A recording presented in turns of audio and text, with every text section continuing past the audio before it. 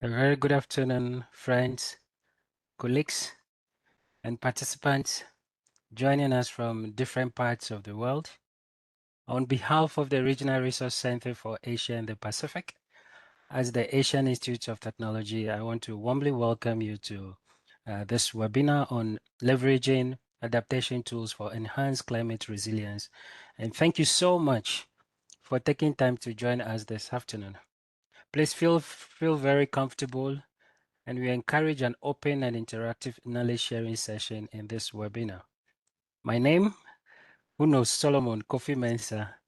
I head the climate change cluster of the AIT RRCAP. Indeed, climate risk across the region and globally are intensifying. Flooding, extreme heat stress, and extreme rainfall are increasingly affecting cities, infrastructure, livelihood, and public services. And although climate data and modeling tools are becoming more accessible by the day, we find that many institutions still face the challenge in translating this information into practical decisions for planning, early warning, and adaptation interventions. In fact, your participation in this webinar today is a testament to the need to find lasting approaches and solutions to enhance resilience and adaptation across cities, across countries, and even across villages. Without much ado, I would like to kickstart this webinar by welcoming Dr. Gilberto Borongan for his welcome remark. Dr. Gilberto Borongan is the Director for the Regional Resource Center for Asia and Pacific in AIT where I work. And he will give us, he's also an affiliated faculty member of the Urban Innovation and Sustainability Program in AIT. Dr. Gilberto Borongan, please, stage is yours for your welcome remark. Thank you very much, Solomon. And ladies and gentlemen, colleagues, Sawadee Krap from Thailand. A pleasant afternoon to everyone. Before we begin, on behalf of the Asian Institute of Technology, AIT, and our center, I extend our sincere solidarity with the Iligan City in the Philippines following Typhoon Bashang. Our thoughts are with the affected families, especially the most vulnerable. So EIT stands united with the community and hoping for strength, resilience, and the swift restoration of the essential services, which underscores the importance of partnerships amid growing climate uncertainties. In this context, it is both timely and important that we gather here today virtually.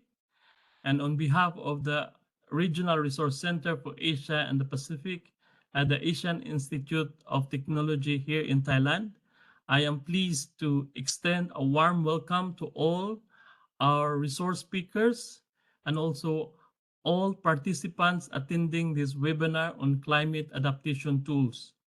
Also, I would like to express our sincere gratitude to the Ministry of the Environment, the Government of Japan, for its continued cooperation with EIT RCAP and for the financial support that has made this webinar possible. As climate risks continue to intensify across the Asia-Pacific region, indeed, the need for practical and accessible adaptation tools has also becoming increasingly urgent. So effective planning and informed decision making depend on reliable methodologies, data-driven approaches, and shared experiences. So today's session purpose is to introduce to you the key climate adaptation tools, like what we have, for instance, the flood S or the flood simulation, and James, among other adaptation tools that will be showcased and presented this afternoon. And this will help us to facilitate the exchange of knowledge, strengthen our collective capacity to respond proactively to climate-related challenges. So we hope this webinar provides you practical insights that you can apply within your respective context and institutions in your locality. And thank you for joining us. I wish you all a productive and engaging discussion. Thank you very much. Over to you, Solomon. Thank you. Yeah, thank you very much, Dr. Gilberto Borongan. Next, on behalf of the Ministry of Environment Japan, I would like to receive our opening remark from Mr. Taiki Kono, who is the Assistant Director for the Climate Change Adaptation Office of the Global Environmental Bureau of the Ministry of Environment Japan. Mr. Kono? Yes, thank you very much, Solomon-san, and good afternoon from Tokyo. I'm Taiki Kono from the Ministry of Environment Japan, and thank you all for joining the webinar today. It is our honor to welcome huge number of participants from all over the world. I would also like to join Dr. Gilberto for our sincere condolences regarding the devastating news from the Philippines. So we are very sorry about this, and we share the feeling with you. So dear distinguished colleagues, partners, and participants, I'm pleased to join you virtually today on behalf of the Ministry of Environment Japan and to welcome you to this important webinar on climate adaptation tools titled Leveraging Adaptation Tools and Early Warning Systems for Enhanced Climate Resilience and Adaptation. We extend our sincere appreciation to the Regional Resource Center for Asia and the Pacific at the Asian Institute of Technology, AITRCAP, for organizing and delivering this timely and valuable webinar. We also thank all experts and practitioners for joining us from across the region and beyond. Climate-related risks in the region are becoming increasingly frequent, intense, and complex, with human-induced warming driving longer heat waves, heavier precipitation, and expanded drought conditions across regions. The IPCC assessments in 2023 reports it even clearer that every 0.5 degrees half degree of warming amplifies these extremes even the more for over 3.6 billion people living in highly vulnerable areas. In economic terms, the consequences are stark. The UNDR's Global Assessment Report 2025 estimates that disasters, along with cascading impacts, now impose over 2.3 US dollars trillion in annual costs, indicating a dramatic rise from historical levels of 70 to 80 billion US dollars per year. While coordinated multi-stakeholder efforts have expanded access to climate data and modeling tools across the region, a significant gap remains in translating this information into effective implementation. Global Status of Multi-Hazard Early Warning Systems 2024 report indicates about 108 countries report that their multi-hazard early warning systems and 39% rise in the system comprehensiveness. Sadly, available data suggests that 1/3 of the global population still lacks effective coverage, even though early warning investments can yield returns of 3 to 16 billion US dollars annually. Building capacity and fostering knowledge exchange in the development, uptake, and effective application adaptation tools and early warning systems is therefore essential for responding to climate change. In this regard, EWS are an area in which an integrated approach and cross-sectoral collaboration can save lives and reduce losses if they are properly designed to respond to and align with local contexts and decision-making requirements. Today's webinar focuses on practical, user-oriented digital tools such as FLOODS, DioVista, ClimoCast, and Japan Adaptation Monitoring and Evaluation System, JAMES, and demonstrates how climate data can be applied to planning, early warning systems, and adaptation. They support the understanding of climate hazards and impacts, forecasting potential risks based on climate projections, and monitoring whether the measures for adaptation achieve effective outcomes. Furthermore, this webinar will showcase real-world applications such as city-level examples and applied projects throughout Southeast Asia, and demonstrate how institutions are able to use information to make better, timely, and more equitable decisions. Climate adaptation is a shared challenge, and progress depends on learning from each other and working together. I encourage all participants to actively engage in today's webinar and reflect on how these tools could be integrated into your national and subnational initiatives. I wish you all a productive and inspiring webinar, and I look forward to the outcomes that will emerge from today's webinar. Thank you very much. Thank you very much, Connor-san. Now we move on to the session proper. And I would like to once again thank you all for joining this webinar. And for your information, we have several participants joining from various parts of the world. We have practitioners, planners, engineers from national and local governments, from NGOs and researchers, civil society organizations, from multilateral development partners, and also private sector institutions joining this webinar. In that regard, I would like to encourage you to use the chat function to post your questions and also to introduce yourself if you want. And also in the course of the presentation, if you have any questions that for the purposes of you not forgetting, you can quickly write it down. And we also have the Slido function that is on the bottom right corner of the WebEx application. You can use that also to put in your questions and also your comments and any thoughts that you may have. In fact, by the end of the session, we are hoping that you have a clearer understanding of these 4 complementary digital tools that we'll be presenting and demonstrating today. And also, we hope that you can integrate these tools into your climate risk information utilization at both national and local level.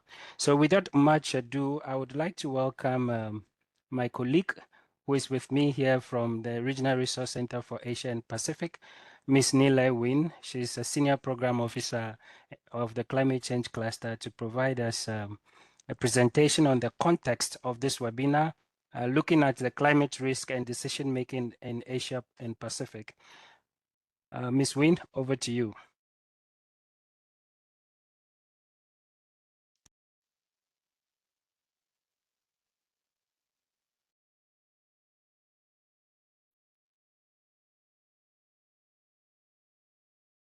So am I audible now? I hope everyone can see my share screen. Yes, we can hear you. Thank you, Solomon. So thank you, everyone. Good afternoon. My name is Nile Win. I am a program officer at AIT's Regional Resource Center for Asia and the Pacific. So it's a pleasure to be here with you all today. So today I will set the context on climate risk and decision making in Asia Pacific, focusing on e-hazards in Asia Pacific and why digital tools matter and how climate data support in planning and operation.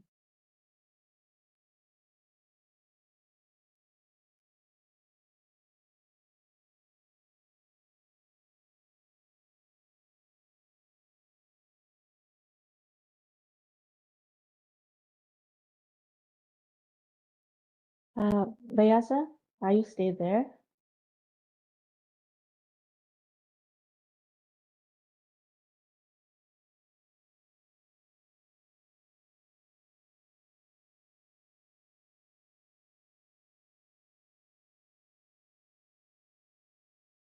Bayasa, can you please move to the next slide, please?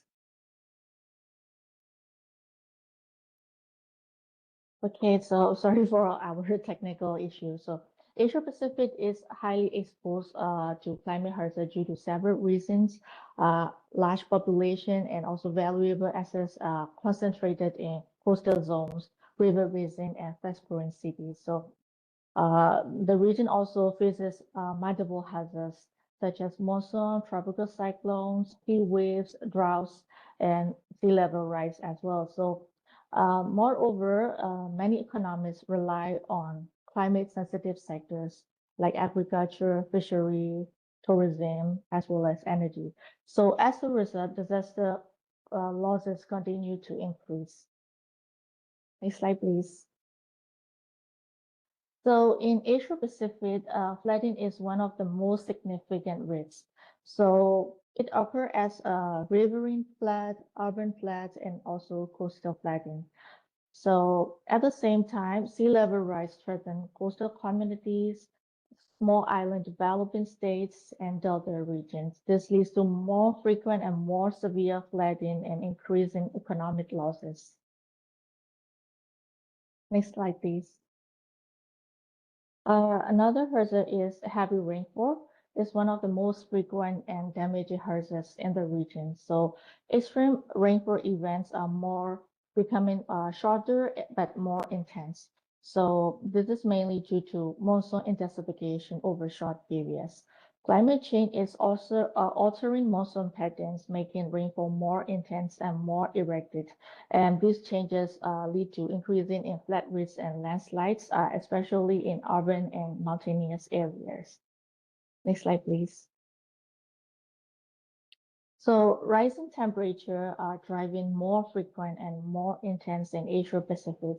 So it can affect on human health, agriculture, energy, as well as weather system. So when it combines with humidity, the heat extremes significantly increase the risk of heat stress and mortality. Next slide, please. So, according to the Climate Risk Index, three Asia-Pacific countries are among the world's top most affected by extreme weather from 1995 to 2024. So Myanmar, it ranks second, and it's facing like extreme temperatures, droughts, cyclones, floodings, and among others, with the economic damage of 8.6 billion. And the Philippines ranked seven, and we all know that Philippines is situated in highly flood-prone areas. So key hazards will be like typhoons, storms, tropical cyclones with economic damage of 35 billion. And finally, India, it ranks nine, and its key hazards will be like floods, heat waves, cyclones with economic losses of 170 billion. Next slide, please.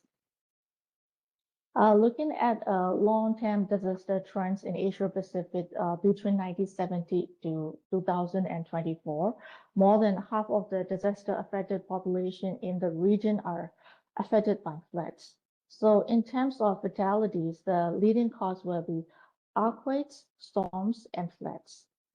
When it comes to economic losses, floodings contribute the largest share of disaster-related economic losses in the region. Next slide, please. So looking at Southeast Asia example, of course, Philippines has the highest percentage of its population, so affected by disaster, then followed by Thailand and Laos PDR. Next slide, please. So as you all know, Asia Pacific is the most disaster-prone region in the world. So climate risks are now influencing development plans, public safeties, and investment outcomes. So the key point is that decisions made today will lock in either long-term risks or long-term resilience. So that's why evidence-based decision making is extremely crucial. Next slide, please. So across Asia Pacific, decision making faces five common gaps. So the first one is information decision gap.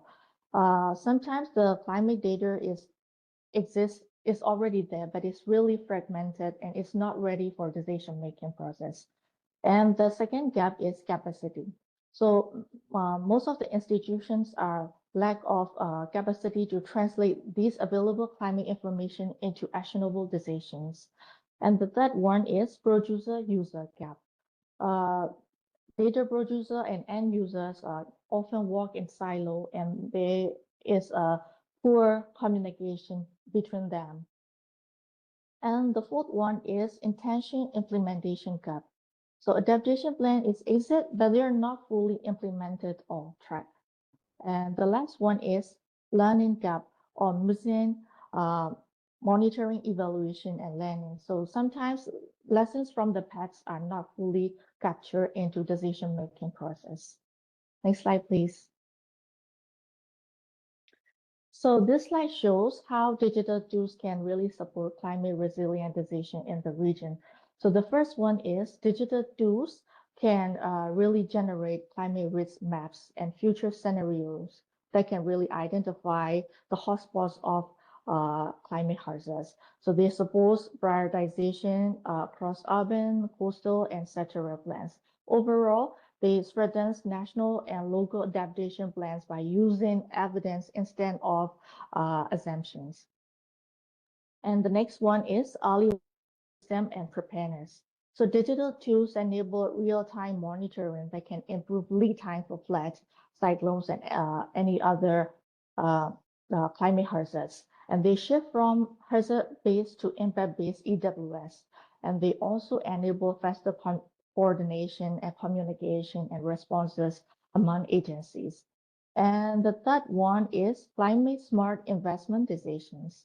So digital tools can quantify climate risk to infrastructure and economic assets.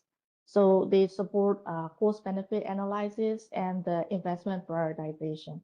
So they strengthen evidence for climate finance, including GCF, Green Climate Fund proposals. Next slide, please. So the key question is, what kind of decision can we actually make with this information?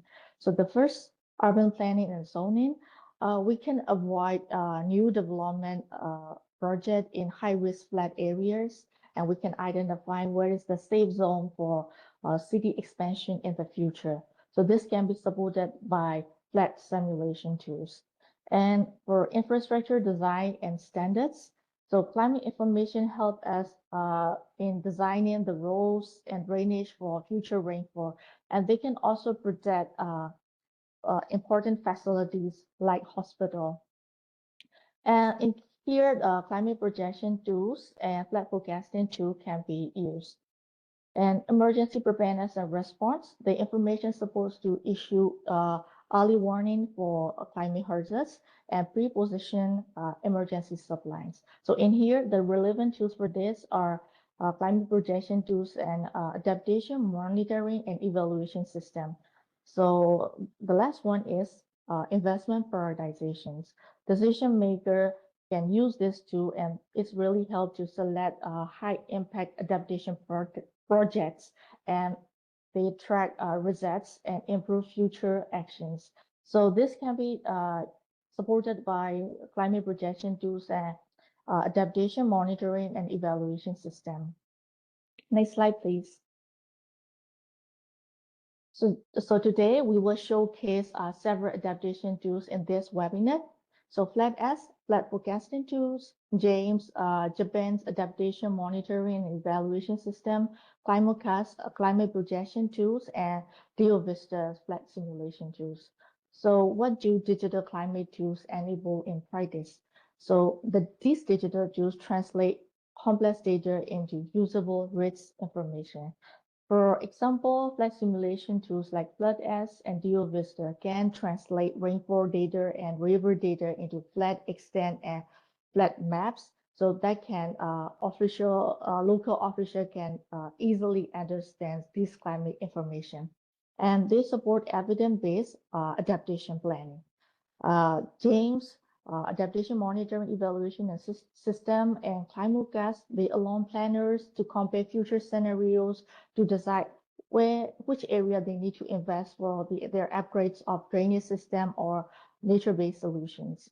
And they also strengthen early warning system and preparedness systems. So ClimoCast, it can provide seasonal focus. FloodS supports short-term flood warning. So they can help authorities to prepare in advance before impacts occur. And they inform infrastructure, urban, and investment decisions.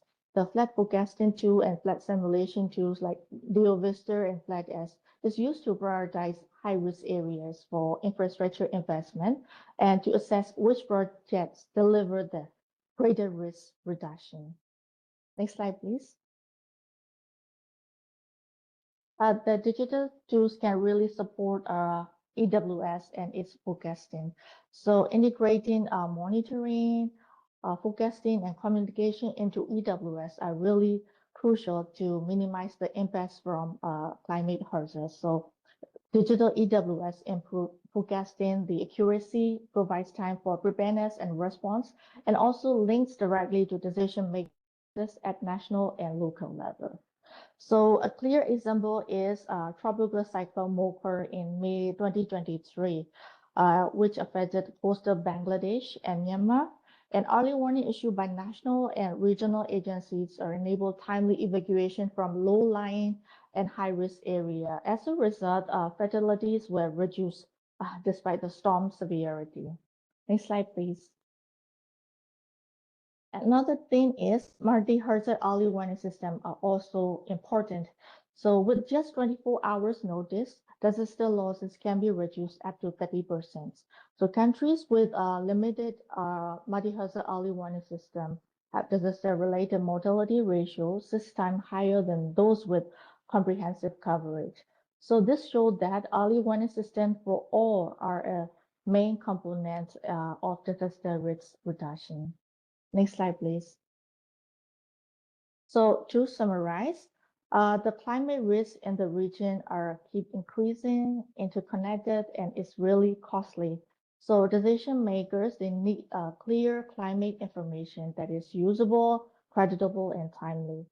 So digital tools are essential for bridging the gap between science, policy, and practice. So for long-term climate resilience, strong links between data planning and operation are really important.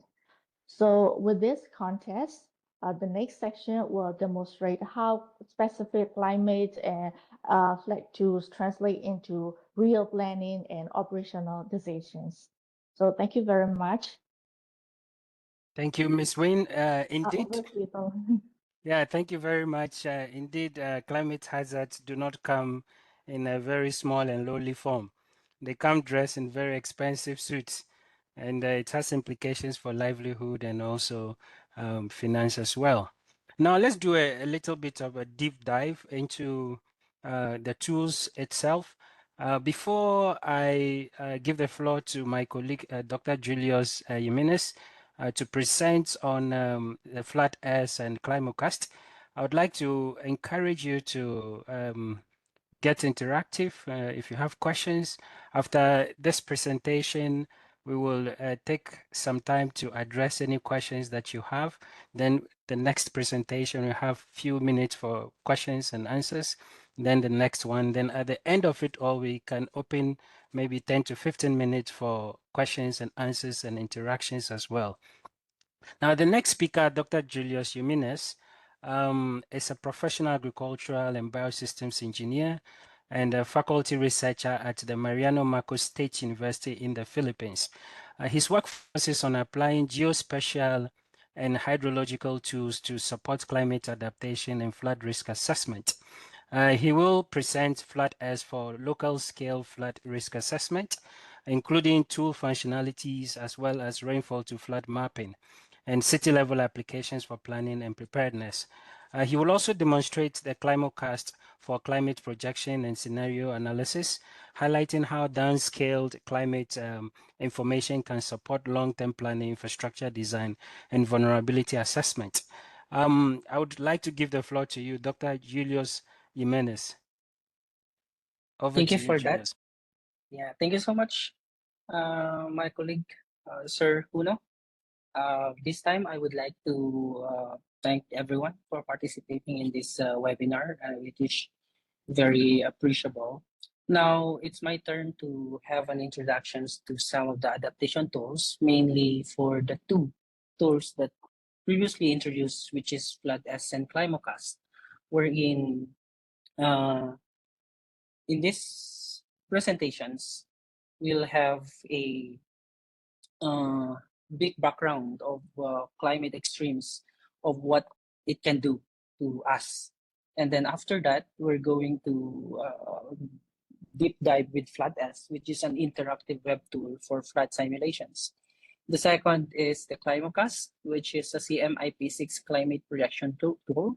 We all know already the term climate change, but the ClimoCast provide of valuable projections wherein it give quantified values of climate change in terms of temperature and precipitations. And also, we will discuss some case study in selected localities in the Philippines, and I'll give some closing insights regarding of what we have presented today. So,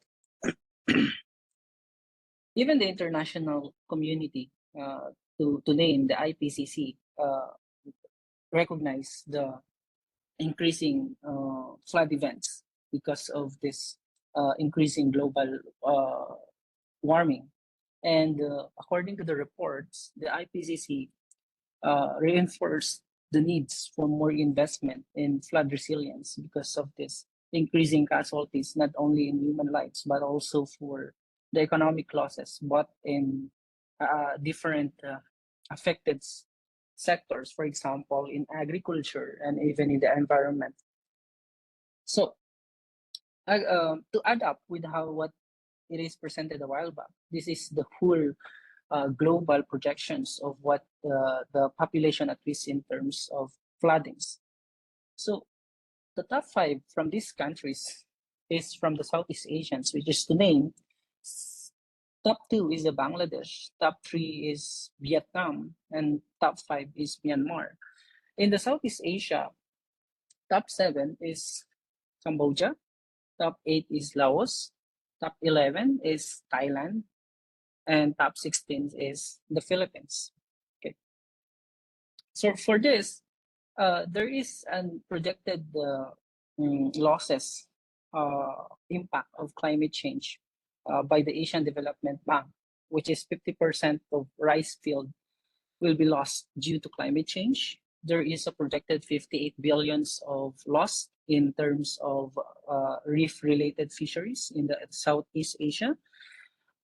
There is a 26,000 projected death of child because of the increasing temperatures and other impact of the climate change. There is a projected increase about 10 times of the number of hot days in the fast-growing cities in Asia. And also, there is a climate losses governed by the global flood losses in the value of 52 billion. And take note for this, it is in dollar. So for this, there is a motivations between the international community and different institutions to develop a fast applications so that we can combat this kind of devastating results of the climate extremes. Because as it said, we cannot stop climate change. It's still be there. But right now, we can adopt. That's why we have this kind of term adaptation planning. And now we will discuss about FloodS, which is a web-based interactive tool. Okay, this is developed as a scientific tool for global adaptations. This aims to assist government bodies to plan effective strategies for mitigating flood damage. The good thing for this one, the amazing thing for this one, is currently free of use. It is completely off charge. You just need a little bit of mobile data to register, to send the email to the RRCAP for the registrations of your account, for example. So the development of FloodS is sponsored actually by the Ministry of the Environment of Japan. It is facilitated with the Regional Resources Center for Asia and Pacific of the Asian Institute of Technology, or so-called AIT RRCAP, as the service provider. And also the developer is actually the Hitachi Limited. And also the National Institute for Environmental Studies is also hosting some of the e-learning of the FloodS to provide more capacity building in terms of knowledge transfer. So the tool is actually backed up with called DioVista, which is the mother applications of FloodS. DioVista uses the dynamic domain defining method, or the dynamic DDM, that requires large computational capabilities. This is the good thing of FloodS, because using the internet only, you don't need to install anything, but you are allocating some technology called cloud computing, wherein it's not actually your unit that is computing. It's actually the cloud that is located, the server that is located in Japan, and your inquiry is just input in your unit, and that will be sent in Japan, and the cloud will do the rest, the computations. So DioVista is widely used in Japan, both in private and public sector for flood inundations. So FloodS is also use the technology called Merit DEM and LAW3D. These are the different data in terms of digital elevations model that is very important for flood modeling. So Merit DEM has 90 meters better and filtered resolutions, having better functionality than the widely used SRTM. SRTM, or the shuttle radar topographic model, is the first who was widely available by the USGS, the United States Geological Survey. And also the AW3D is 2 meter spatial resolutions available in selected locations. AW3D is also used to improve the accuracy of the overall simulation. So this technology, the DioVista, the Merit DEM, and the AW3D is the one that is being utilized so that we can project and we can develop our own simulations without very hard simulations of or hard understanding of flood modeling. So there are two modes of FloodS called the viewer mode, which is the viewer mode allows existing and publicly available simulations by the applications available in selected cities across the Asia. Okay. This viewer mode doesn't need to have your account. If you want to observe the simulations, they are available in Chattogram in Bangladesh, Kolkata in India, Shah Alam in Malaysia, Niger River in Nigeria, Kathmandu in Nepal, Indus River in Pakistan, and U in Vietnam. There is also in Manila, Philippines, Bangkok, and Chiang Mai in Thailand. So these are the selected cities of the available projects for the viewer mode. An example of that viewer mode is in the picture down, showing that there is a depth in terms of time wherein you can measure the values of the depth at a specific time. Okay. The simulation mode is the second mode of the FloodS, wherein it requires a user account, wherein you can send your account to the necessary email address that is shown in the presentations. The good thing for FloodS is that the whole system or the whole platform provides the whole step-by-step guide in simulating both in viewer and simulations. Okay, so for this simulation mode, you can send the necessary informations in terms of your name, the country, the organizations, the purpose of use, and email address sent to e-learning at rrcap.ait.ac.th, and in just quick maybe a couple of hours or days, of course, maybe the one that is making the account is busy, but probably they will provide you the user and you can have the account and you can do your own simulations in your specific area. And the good news for this one is like it's available not only in the Asia Pacific region, but also the whole world because of the availability of the Merit DEM, which is globally available. What is the functionality of simulation mode? The functionality of the simulation mode is that there are three phases. First is, of course, the project creation, which is put in a rectangle red. And then after renaming the project, you will have the conditions, which is in terms of flood depth, flood flows, and the very highlighted feature of FloodS is that it can measures or it can simulate the countermeasures. Like for example, the embankment, the tunnel, or sometimes in my previous project, I have also simulated some of the projected roads that is being utilized in or being developed across in Region 1 in the Philippines. And the newer versions of flood S includes rainfall, which is rainfall is one of the cause of flash floods. Okay, and also storm surge. There was a storm surge in the Philippines that kills a lot of thousands of people in the Visayas region.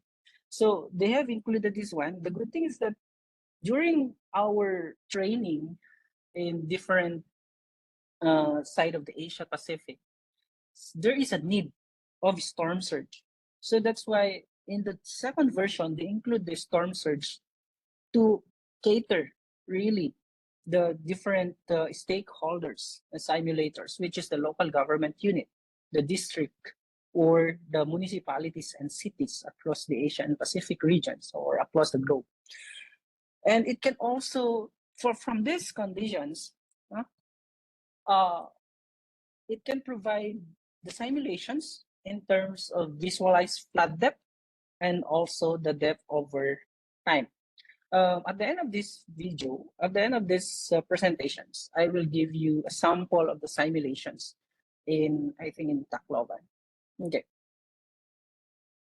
So there is also another feature of the simulation mode, wherein this search mode called search button functionality, registered user can opt to share their successful results to the registered community, and this registered community can watch how the simulated one, for example, in the LGU, there is a trained one, and then he wants to give based on his experience, okay, of these floodings, and then the different heads wants to navigate this one, and he doesn't, the head will not ask for that trained individual to come to the office and report. He can just go over with the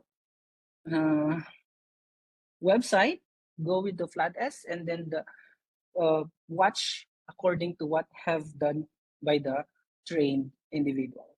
Okay. The good thing also, the additional features of this flood S is the so-called the download features. The result of this flood S can be downloaded in terms of KML file, and the registered user can conduct additional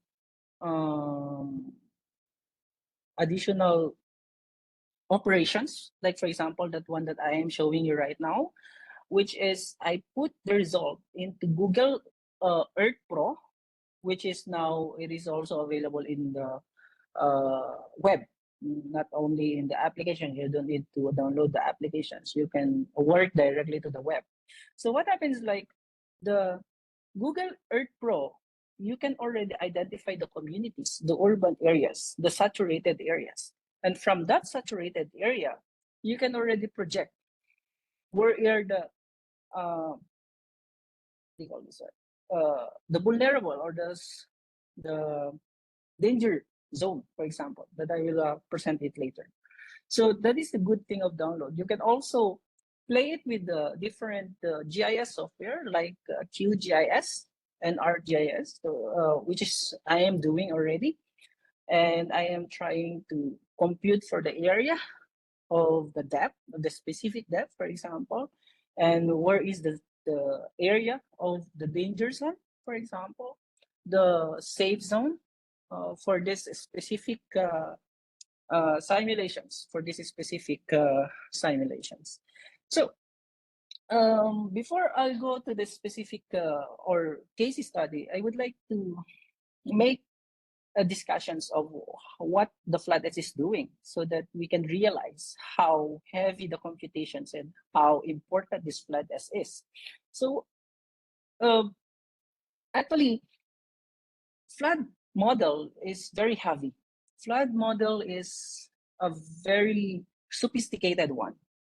But because of this availability of technology called the DioVista, enabled with the Merit DEM and AW3D, and it was provided with us with the flood S interface to touch this available technology available to us, okay, especially those who are in the cities and municipalities, it provides a very useful informations wherein there is a data input that the user is just inputting their own experience, their existing approach, and then from that existing effort, for example, there is a measure of depth of flood, and then you put that data in terms of time, okay, and then FloodS will provide you a simulated projected movement of water that you can already incorporate with your preparedness, adaptation planning, and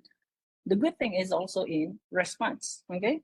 FloodS helps to understand flood on the user's location, complementing their existing data and informations. FloodS serve as interactive platform to conduct flood simulations provided by systems that require complex computations, which is the different flood simulations. If you are very interested also, I think everyone is very interested in this one. Actually, the good thing for FloodS is that everything is available in the internet. Aside from that, the app plot provided an e-learning wherein you can navigate step by step how to operate the FloodS and provide a data simulation of flood simulations in your specific area. And also the FloodS interface itself provides also a step-by-step guide on simulating your own flood in your area.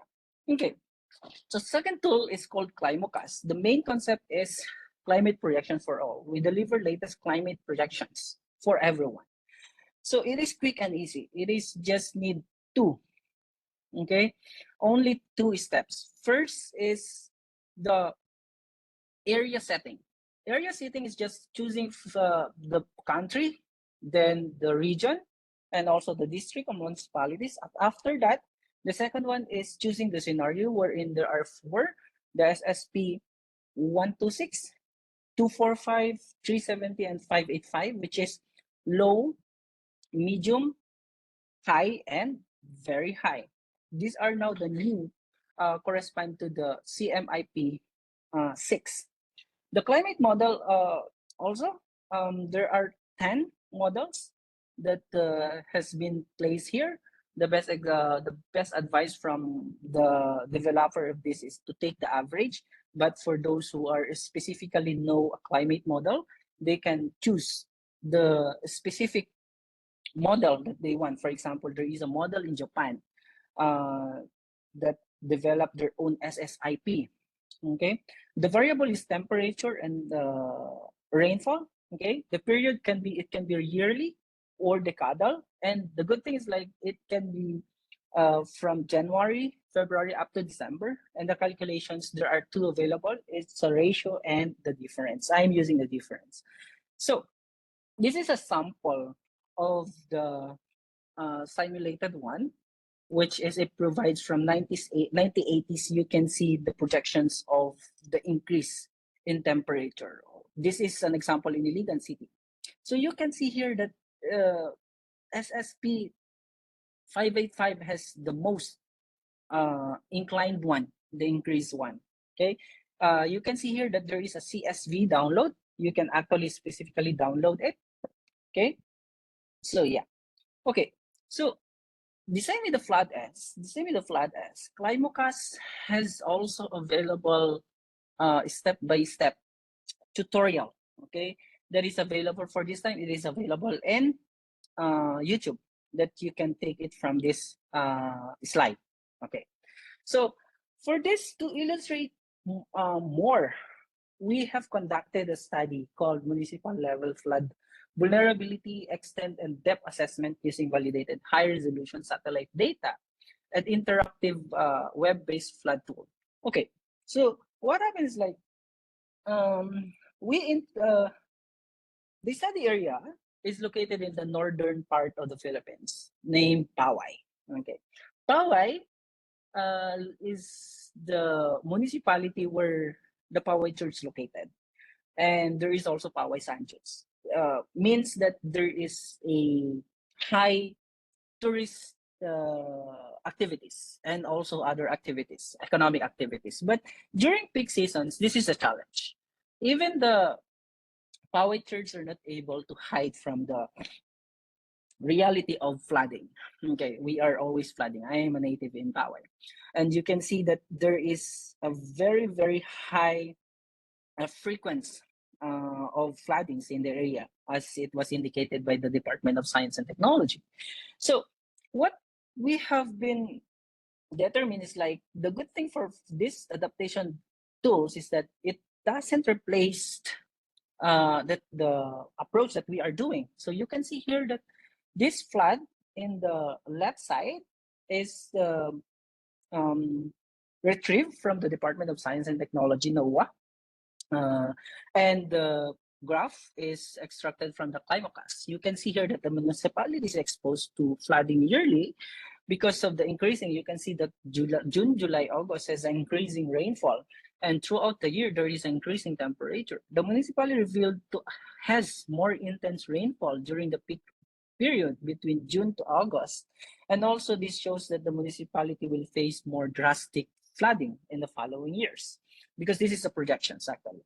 So the study is actually integrating to a remote sensing data called CHIRPS. That's the good thing. It enables us now to make a simulations not focusing on the flood validations and calibrations, because this is already done by the DioVista. And now we are focused on different works wherein we can provide more experience or more data on it, like the experience of the user, for example. So this is an example in the municipality of Poway, wherein it has several areas identified, flood vulnerable.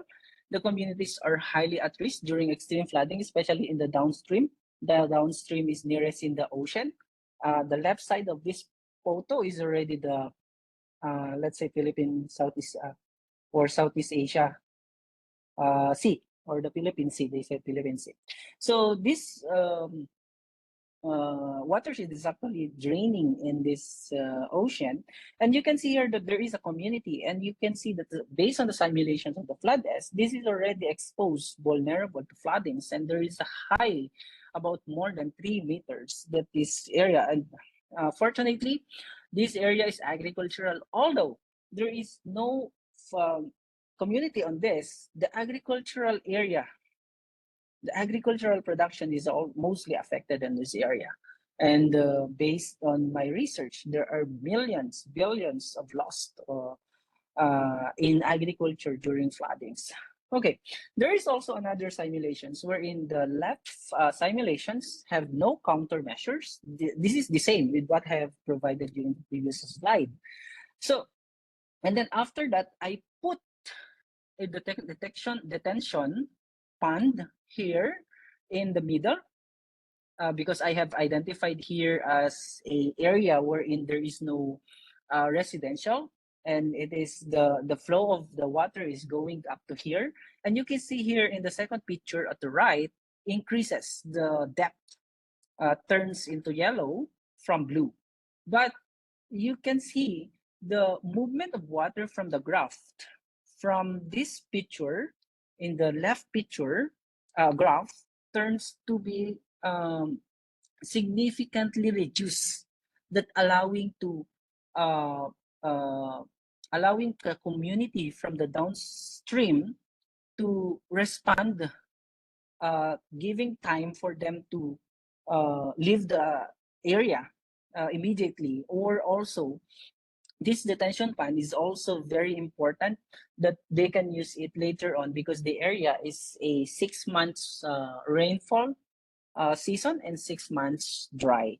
Okay, so there is also the one that we use is the flood assessment at different return period, wherein it composed of 5 years return period, 25 years return period, and 100 years return period. The one that we are currently using right now to predict the floodings for specifically in response to the projected rainfall that is coming.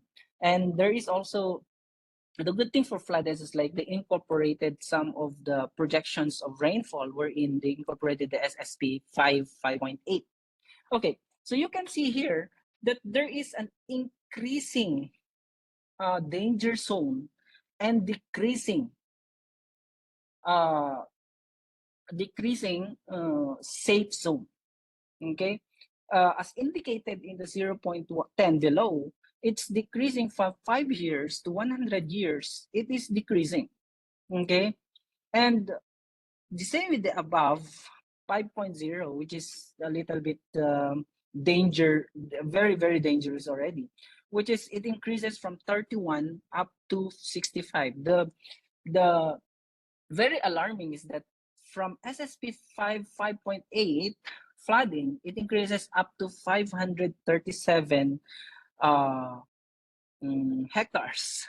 This significantly increased of the danger zone and decreases the safe zone, wherein this is already 525 and 100 return periods is already happening. Okay, it's already happening. So from this, we can already plan accordingly. But the alarming part is that the SSP 5.8, which is the projected one of the impact of the climate change, is very alarming, reducing up to more than 25% of the safe zone and increasing about 500% of the danger zone. It's expanding. So we can now, the good thing is that we can identify where are the danger zone using the applications like this. Okay, so from this, there are adaptation planning interventions. Julius, you should be rounding up. Yeah. Okay, lastly, I would like to give you some video of this simulations in Mangumbangan River, which is in, I think it is in Tacloban. You can see here the expansions of the river.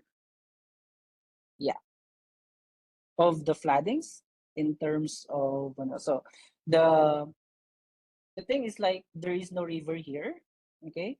And you can see here the accumulations of flood water in the point red. Okay, since time doesn't permit us, I would like to give a conclusive insights wherein these tools enable this downscale results. So these downscale results equip the local government unit for adaptation planning, and the participation can increase across various groups by providing data-driven downscale result. These adaptation tools serve as a bridge to narrow the gap between less capacitated communities and the vast data that is generated daily. For that, I think I would like to thank everyone for listening, and hopefully there's a lot of upcoming user registrations later on. Thank you so much. Okay, thank you very much, Julius. Dr. Julius, I see a couple of questions in the Slido and the chat box. We are doing our best to respond to these questions. And I will just give you just a quick 2 minutes to respond to a quick question about the tool that says that this is from Lubna. She is asking that are there any evidence-based recovery programs after the preparedness phase, which is different from investment in the preparedness preparedness priorities? I think, and also last one, somebody is asking if one of the participants asked if it is possible to connect. Here's the question. We all know that the real-time monitoring for flood is important. However, can countries where there are no capacities for assessing real-time data and doing real-time monitoring, are there any good sources for global real-time monitoring for flood and drought? If you know of any of this, please skip it. After the second presentation, we will I will open the floor for answers, or you can start answering in the Slido or the chat box. Yeah, so the next presentation will zoom in on DioVista, which was briefly mentioned by my colleague, Dr. Julius Jimenez. To present this for us is from Mr. Ahmad Faiz Abdurrahman, who is a solutions design engineer at Hitachi Power Solutions in Tokyo. He develops GIS-based flood simulation platforms and provide flood risk analysis to support infrastructure resilience, business continuity, and climate adaptation planning. Ahmed's work focuses on applying simulation technologies for disaster risk reduction across public and private sector. He'll be presenting on DioVista and he'll highlight the high resolution data for flood risk mapping, illustrating how simulation outputs can support long-term planning, infrastructure design, and vulnerability assessment. Quickly over to you, Ahmed. Okay, thank you, Solomon. Can you hear my voice? Yes, loud and clear. Okay. So thank you, Solomon. So it's a great pleasure and privilege to be able to speak with you all today. And so thank you so much for making your time and having me here. I'm really looking forward to being with you and hearing your questions at the end as well. So I have slides. So let me just share my screen so you can check and see if it's okay. It's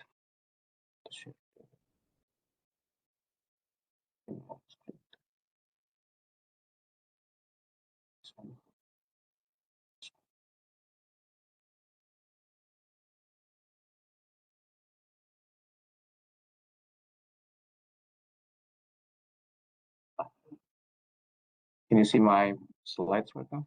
Yes, we can see your slides.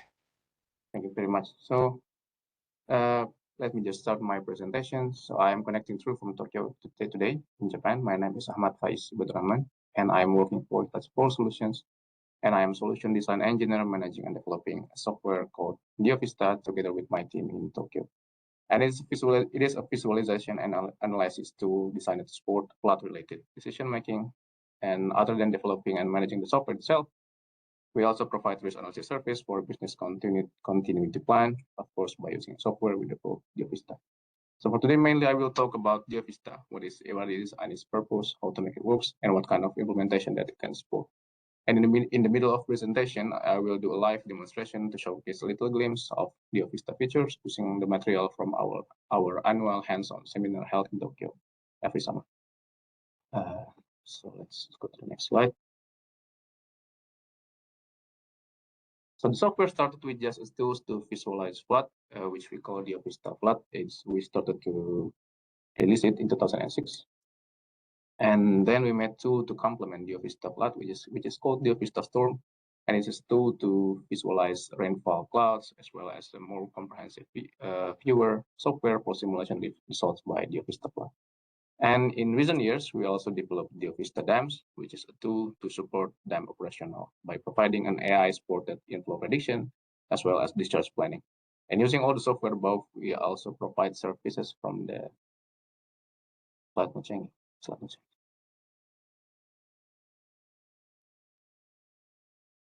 Huno, can you confirm my slides? Is my slides changing or not?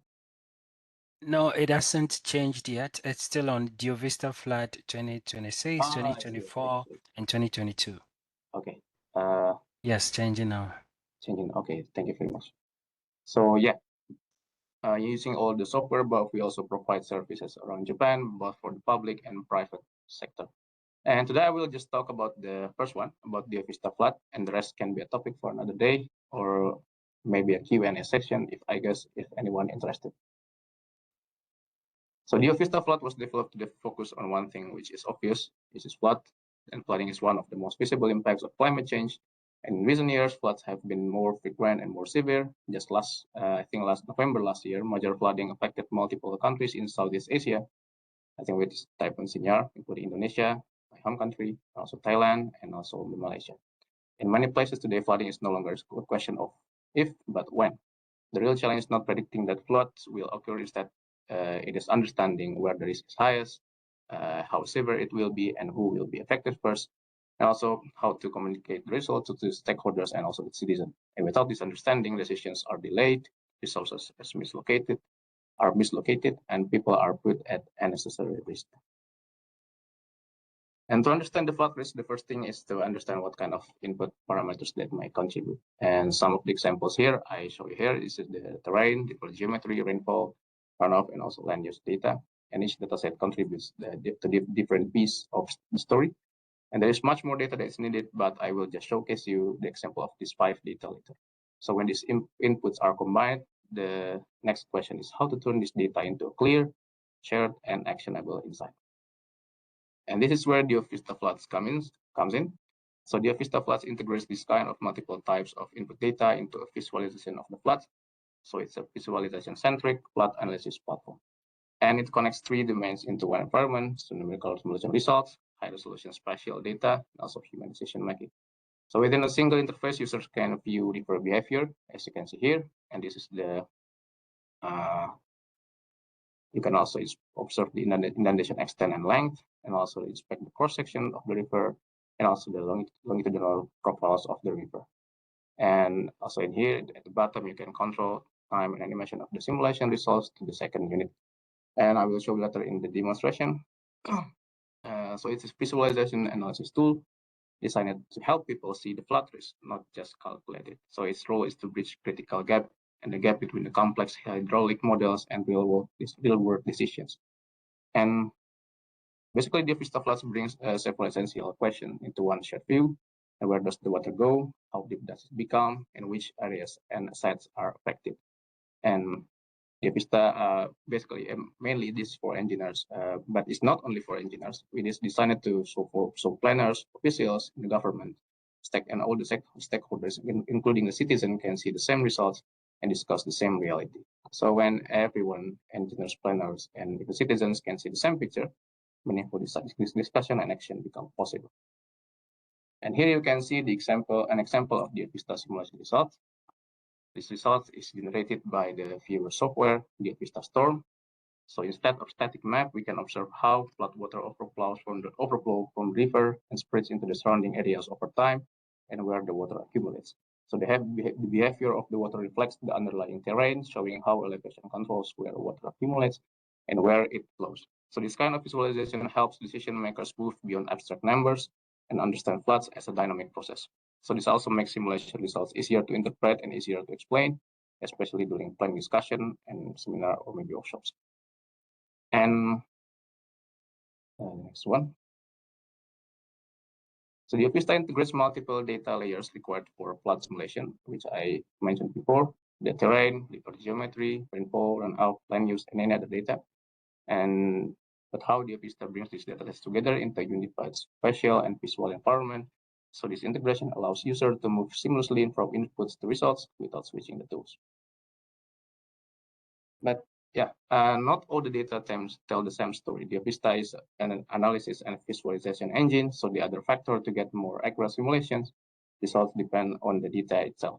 And high-resolution elevation of river data allow DioVista plot to represent the true shape of cities and river basins.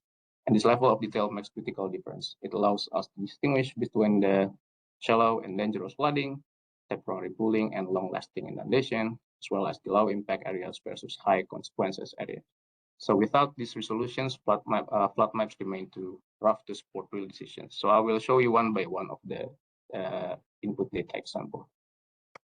So the first one is terrain data, or maybe some of you ever heard of a digital elevation model, DEM, or digital topography model, DTM.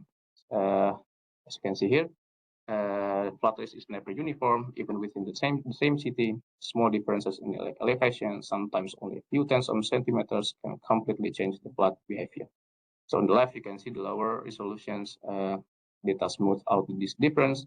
On the right, higher resolution data reveals them very clearly.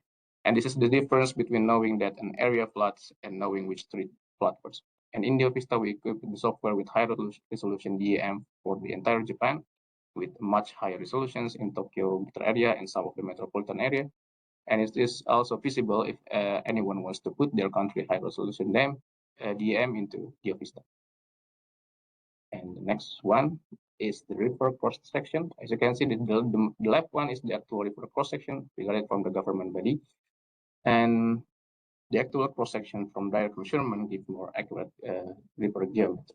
And however, in case of no actual direct measurement data,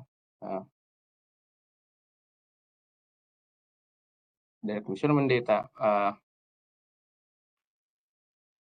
In case no actual direct measurement data can be acquired, we can acquire the river shape directly from the terrain in DioVista.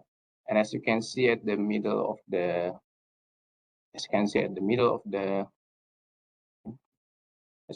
the middle of the picture, there is a river cross-section data that was acquired from the DM resolution of 50 meters, and the right one is the river cross-section data acquired from the river DM resolutions of 5 meters. As you can see here, the higher resolution terrain data produce river shapes that closely match to the actual measurements data. And this directly affects simulated flood depth and inundation extent. When for plans engineers, this means decision can be made at the scale where infrastructure roads and building actually exist. And the next one. The next one is just a glimpse of land use map using DioVista. This is the land use map of 100 meters and also the land use map of 10 meters resolution. So it's so one mesh is about 100 square meters, and this is also one. It's about 1 hectare. As you can see, the higher resolution land use map provide more accurate parameters for how water move across surface. As you can see here, this is the difference in color indicate the different usage of the land.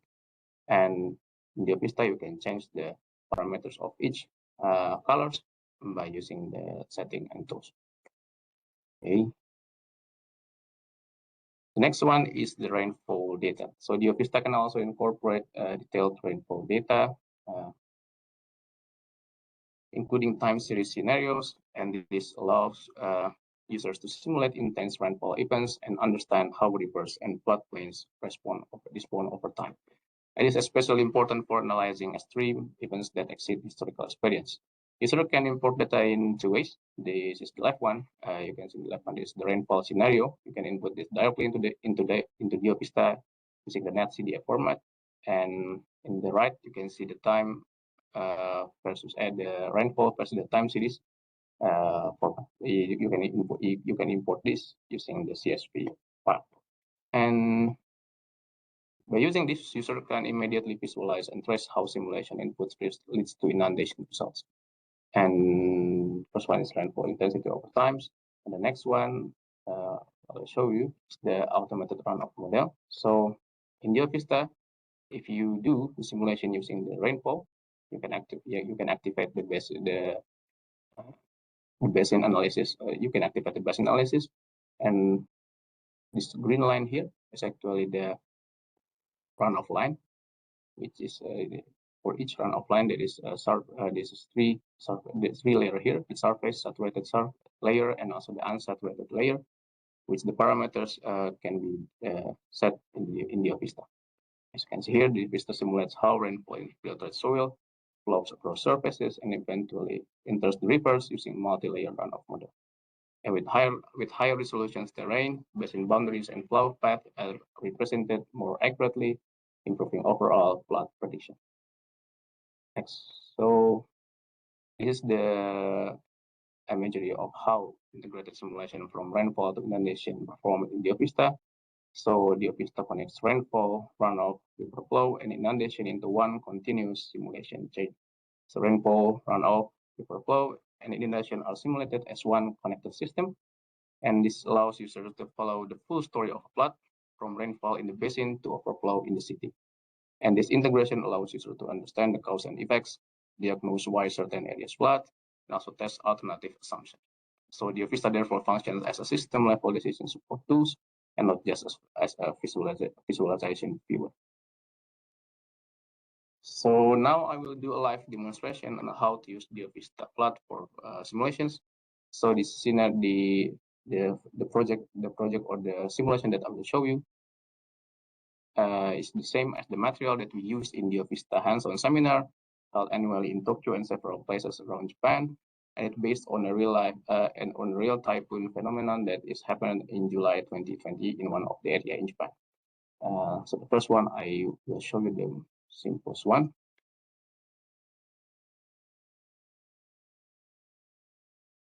So now, can you confirm this? Am I sharing my DioVista screen? Yes, you're sharing your DioVista screen. Yeah. So this one is the one of the use case of DioVista that happened. Not DioVista. I mean the use case of the one of the disaster that happened in Fukui, Japan. It was happened in 2004, as you can see here in DioVista. So we made the database on real, not real disaster or real phenomenon that happened in 2004. As you can see, the blue line here is the embankment, the representative of the embankment we built in here. And at the time, there is a leafy bridge here. So we built the model using just a simple discharge here. As you can see, this is the discharge, the orange line here. See it? Discharge. And we configure discharge here. So this is from the real from the actual disaster data. As you can see, that the first leafy bridge, maybe at the time the first one is the small one, and it occurs after maybe after seconds. So it may be before 2 hours. The first leafy bridge occurs, and then the bigger leafy bridge occurs at between 3 and 4 hours. And as you can see, next after we build and one more, that is the actually if we see here, there is no, this is not. It's not too clear, but there is a small artificial river here, ditch or maybe culvert. So we made a model of culvert here from the east side of the city to the west side of the city. Okay, so we have the model right now, the discharge and also the culvert here. We press the simulation button here and click start. Set the calculation time. Set the plot mesh size. Usually, for the sake of the for the time saving, we just use this 25 meters, so it's not taking too much time. And this is the safe interval here. It is I'm setting it at 300 seconds, which means that the animation will be saved every 5 minutes. You can change this number here, maybe after 10 minutes, maybe 1 minute, and maybe 1 second. And you can give name for your simulation, and you can just click start here. As you can see, the water spread out from the leafy bridge to the surrounding area. As we have seen before, that the first discharge occurs at the time of 1 hour or before 2 hours. So you can control this using animation time, and you can see that discharge occur after 1.5 hour point. This is the first discharge, and after the first leafy bridge occurs, the water spread it to the west and to the south of the area, as you can see here. And then at the mark of 3 hours and 40 minutes, you can see that the second leafy bridge happened, and much more bigger water overflow from the river to the surrounding area. The difference in the plot depth indicated by this legend. The blue color indicated the shallow depth, and the red indicated the much more deeper inundation. And you can control the animation here. As you can see here, the water flow from the east side to the west side of the area. Okay, and the next one is this is the blue line. I'll show you here. This is the actual field survey, actual plot that happened using the field survey. And as you can see here, the DioVista the simulation result from DioVista have the false positive and also the false negative results. But overall, the simulation accuracy is between 80 and 90%. Okay, this is the first case, and then I will show you to the next case, which is this one. I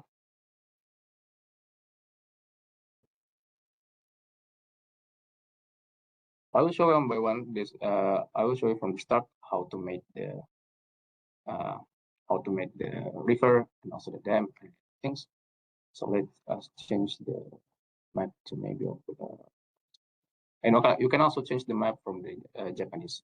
This is for the Japanese Ministry of Land and Transport as a geographical specialty agency, and you can also change the map to OpenStreetMap here, as you can see. And this is what I made before. So because I want to show you how to make the river, we just made a new river here and make the left bank line here. We made the left bank from the downstream to upstream, just like this one. So because this example, we got the left bank, and then we made the right bank also as well. And then after that, we put on the transverse line, is the to input the river cross section letter. In this window, you can input the river cross section. If you have the data from the government body or from the Ministry of Land of Transport in Japan, you can import the data here. But if you don't have the data, let's say that the area is quite rural or there is not much data available, you can just click the terrain acquisition here, and they will acquire the river cross section by the using the DA model that's provided in DioVista. Okay, because this is just an example, I just will delete it. Okay, and I will show you what I've made before. So this I've made these three. I made these three river here. This you can call this again river here, and this is the second river. So I made the little river here just for the sake to as the inflow of the dam. The next one I going to make flood control dam here. So you can make the flood control dam here using very quickly, just like this. Click on every shape, click on every side of the dam, and you can make complete dam here. So I can make a new dam here. But because I've made one before, so I will just delete this and using the one I've made before. And this is that how you set the river and also the dam in the DioVista. Next one, I will go to the simulation, and then for the input we can use the rainfall or maybe just the flow rate of the river. And for this one, I will just using the flow rate here. So for let's say for this river, we can configure that the flow rate of this river here. I've configured it before. So yeah, rate of the first river, and then the flow rate of the second river, and then the flow rate of the third river. So this third river, the small river, act as the inflow of the dam, and we also have to set the dam here. So we make a connection between this dam and the upper river. So we just can click this one at upstream river, and you put this river as the upstream one. Sorry. That's what I did before. So yeah. And also for the downstream, you can also connect this dam to the downstream river here. So we made the connection between the small river here, the dam, the second river, and also the river in the downstream. And after all the conditions set, we also we have to set this condition of the this one. We also have to set the dam condition here.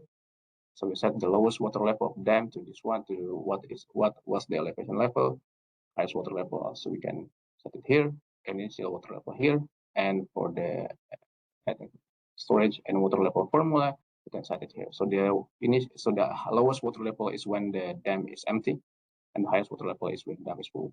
And the initial water level is when the dam is usually where the water level is at. After you configure all these parameters, you can just click this start the simulation here, set the calculation time, plot mesh size here, and then give name of simulation, say it's new. This one is here. And just start the simulation.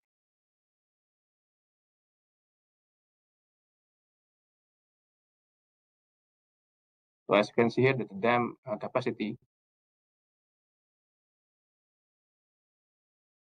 is decreasing. That means that the first one, the first attempt, the dam is decreased first.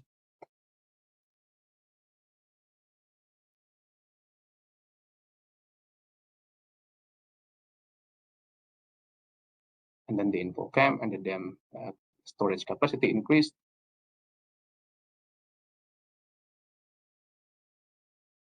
And as you can see in the downstream of the river, the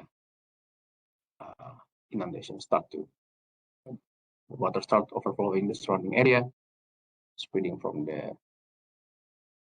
Even when during the simulation, you can just check if your simulation is right or not. You can see you can just move the animation control here. Okay. So we just wait for that.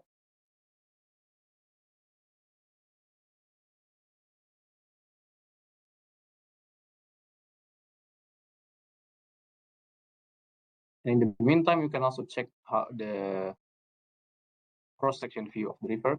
As you can see here, first one river is empty, and then at the same time, also adjust the window here. You can see the river from the side, from the front, and also from the side here. You can also see the discharge, the discharge level of every point of the point in there that is indicated in DioVista. Okay, I think the simulation is going to end. So yeah.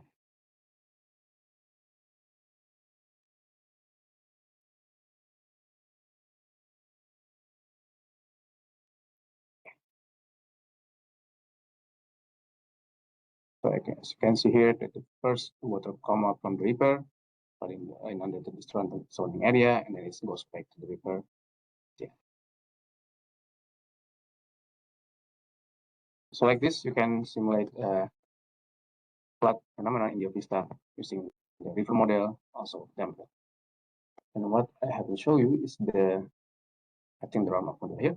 So in this case, I only use this one.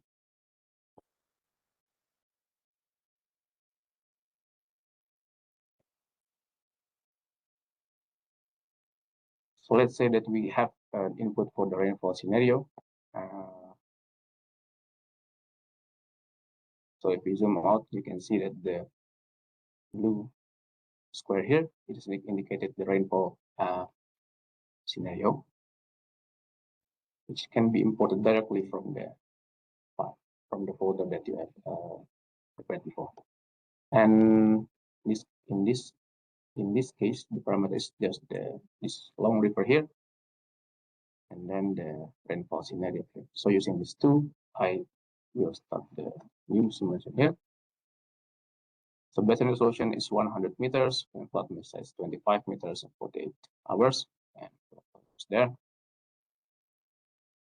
Let's change the name. So as I said before in DioVista, the runoff model is automatically derivated from the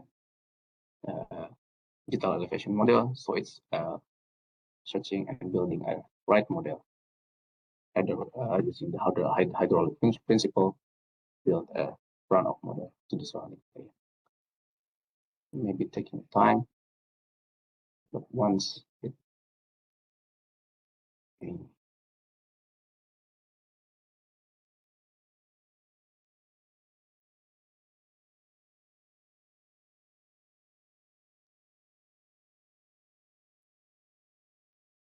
because we can also move the map, really in DioVista, zoom in, zoom out, and you can also rotate the map. As you can see here that maybe I make a mistake. So we can just stop the simulation here. Have to invalidate the other river first. This one, and also invalidate this one. So you can also control which parameter or which model you want to use for the simulation and which model you don't want to use for the simulation. Let me repeat this one.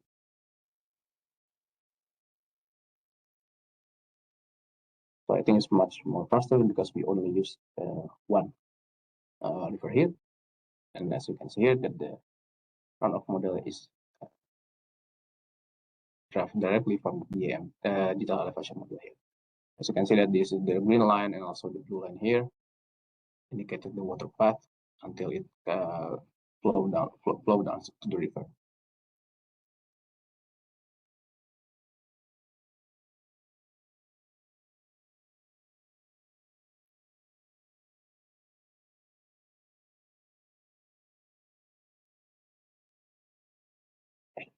So, and then one of the map that I haven't shown you is the last, is the land use map. And choose this one here.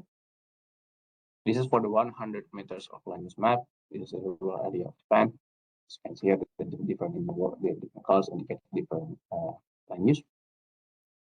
This is 100 is also map. And if you move to Tokyo area here, I think this area have much more detailed land use map. It's 10 meters.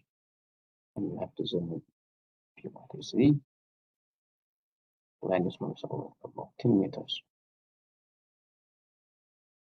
So that's here. It gives much more detail of land use here. Because it's Tokyo, most of this is industry or either industrial land or a dense low-rise housing.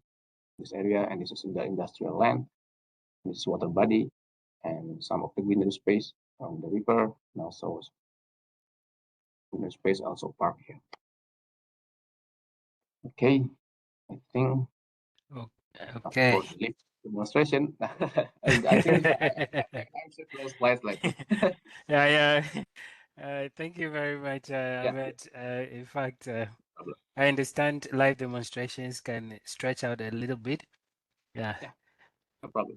But there are a couple of questions in the chat box that I want us to quickly.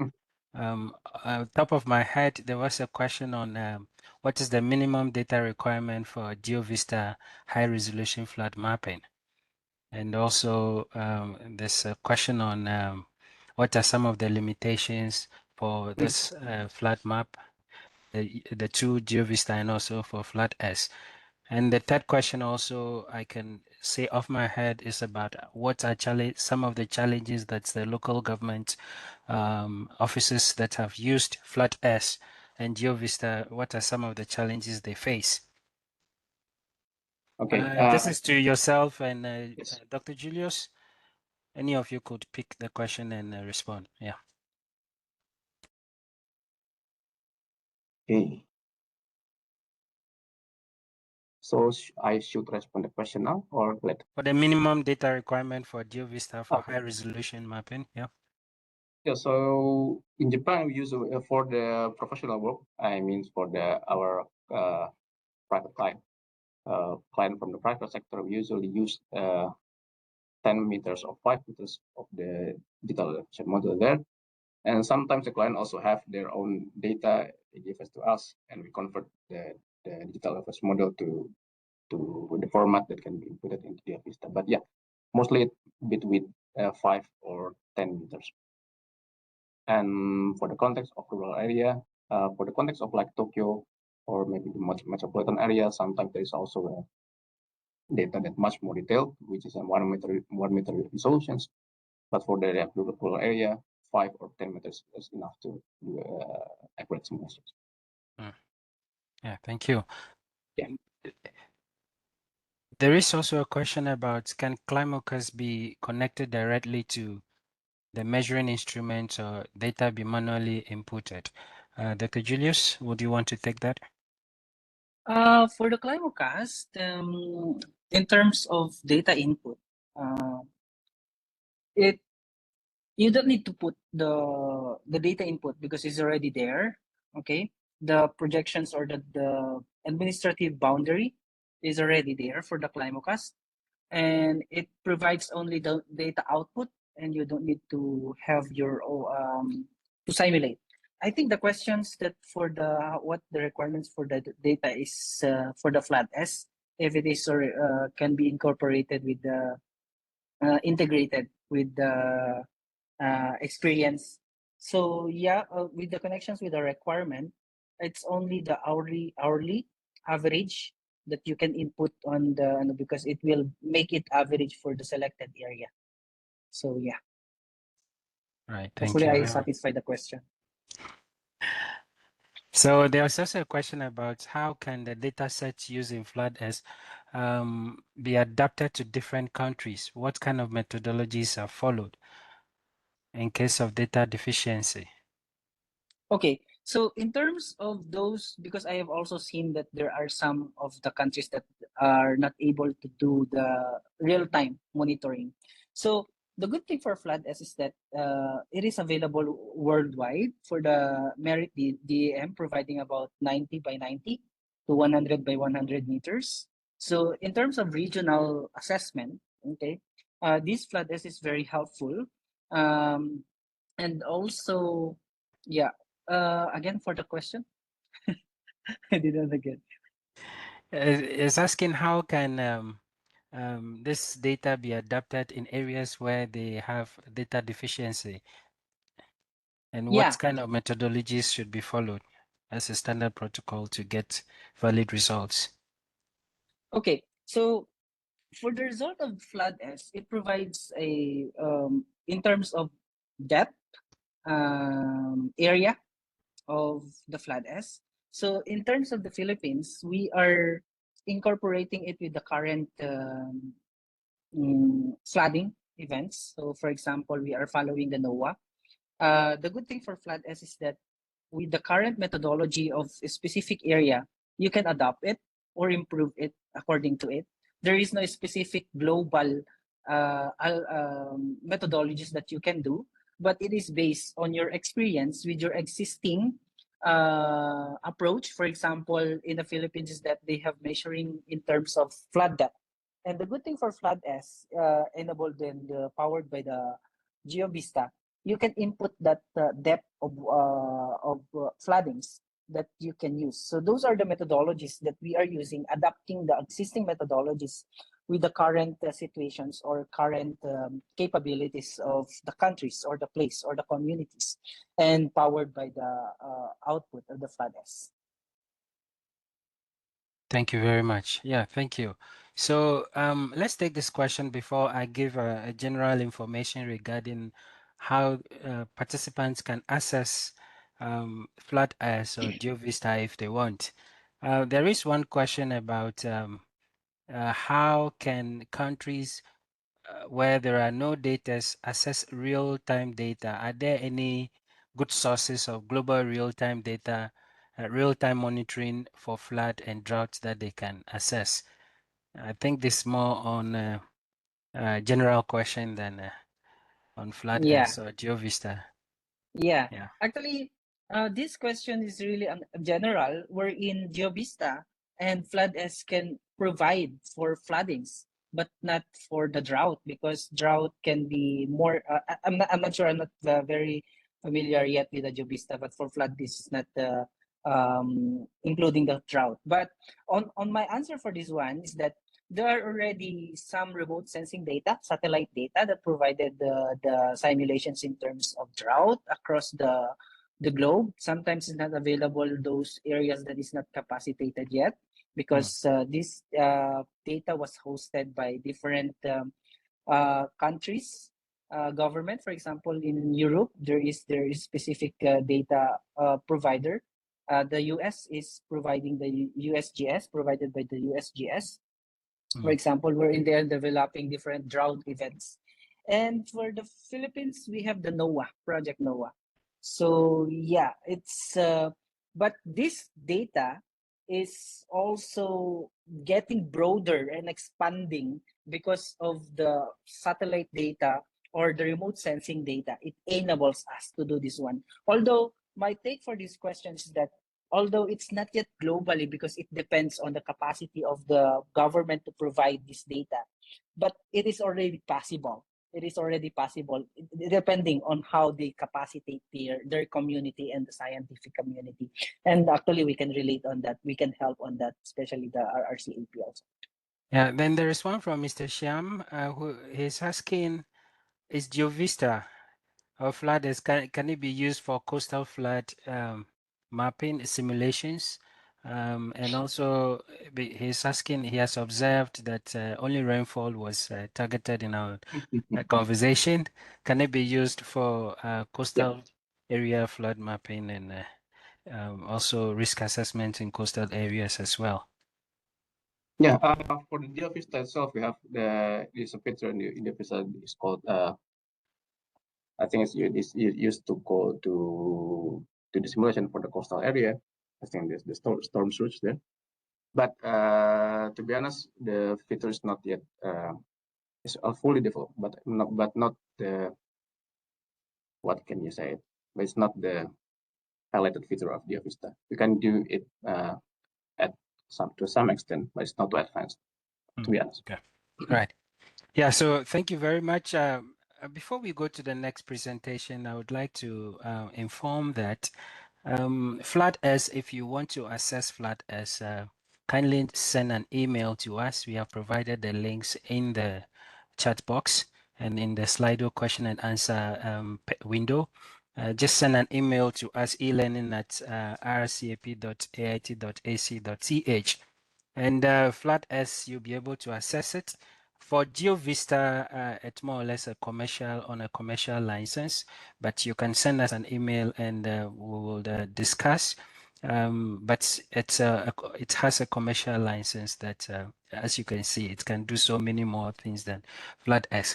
Now, the moment we've been waiting for is with regards to how this has been applied at local level. I mean, what are the learnings that we got from the application of Flat S at local level, something you can really relate to.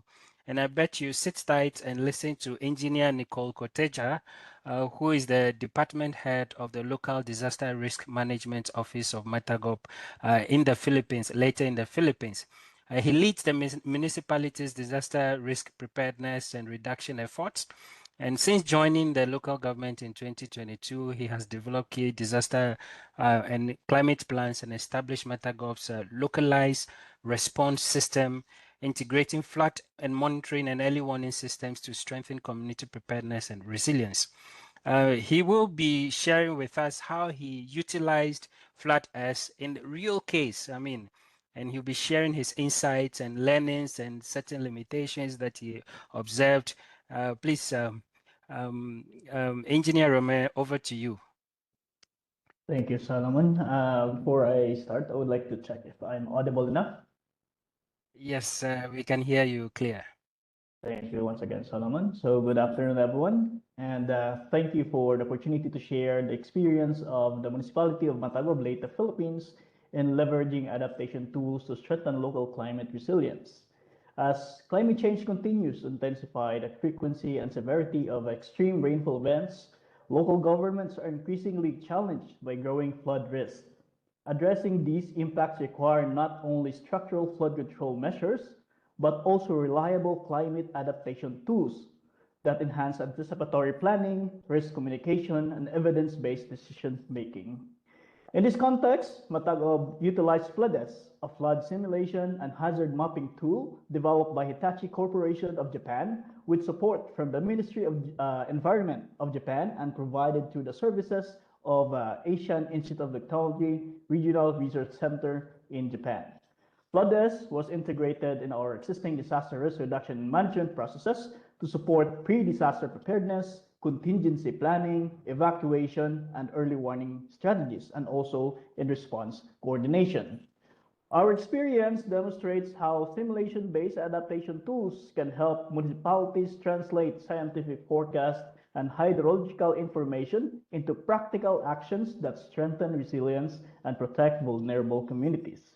Today, I will present Matagob as an applied case example and share key lessons on how flood simulation tool can enhance urban flooding adaptations at the local level. With that, let me begin by presenting the objectives of today's presentation. First is to explain how the municipality of Matagob, Leyte use FLOODES as a digital tool for pre-disaster preparedness, particularly for risk analysis, contingency planning, and anticipatory actions. Second is to describe how flood simulation results were used in disaster response to support evacuation planning. identifying priority areas, and guiding operational decisions. Third is to discuss how FLOODES-generated data contributed to post-disaster damage assessment and long-term planning to strengthen local resilience. And fourth is to discuss the practical lessons and implementation challenges that Mataguub Leyte encountered using FLOODES. In Mataguub, FLOODES is primarily used as part of our pre-disaster preparedness activities. Let me just fast forward this. All right. In this example, we aim to assess the possible impacts of heavy rainfall warning, specifically a red rainfall warning, which indicates rainfall exceeding 30 millimeters per hour over a period of 2 to 3 hours. Because Mataguub is located downstream of upland municipalities, we also consider rainfall events occurring outside our territorial boundary that may affect our river systems and downstream communities. To simulate this scenario, we applied a rainfall input over Villaba Leyte, our adjacent upland municipality, using a 50 millimeter per hour rainfall intensity sustained for 3 hours. This simulation allowed us to examine whether such an event could trigger flooding in Mataguub, identify the likely time frame of inundation, and estimate potential flood depths in specific barangays. The results are then used to support anticipatory decision-making, particularly in determining whether to issue early warnings or recommend preemptive evacuation advisories for community at risk. Through this approach, FLOODES helps translate weather forecasts into actionable adaptation measures that reduce flood-related impacts at the community level. In addition to Pag-asa advisories, we also use data from other weather monitoring platforms, such as windy.com, to complement our pre-disaster assessment.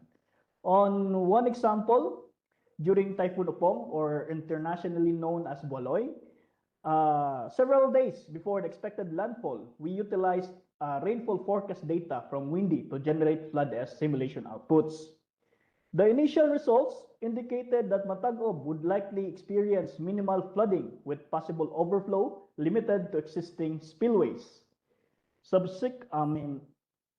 Based on these outputs, we issued advisories to affected barangays, particularly informing them that access to certain roads and crossings might be temporarily restricted during the landfall. This demonstrates how adaptation tools such as FLOODES support early preparedness even before extreme events fully unfold. What proved most valuable, however, was FLOODES' ability to support adaptive decision-making under rapidly changing weather conditions. Let me just fast forward this. All right. Using this updated information, we uploaded a CSV file containing hourly rainfall data into FLOODES and immediately conducted another simulation based on the latest forecast. Because during the day of the typhoon, the rainfall forecasts drastically changed. That's why we conducted another flood simulation. In conducting this simulation, we also accounted for existing embankments within the municipality by using the embankment feature in FLOODES.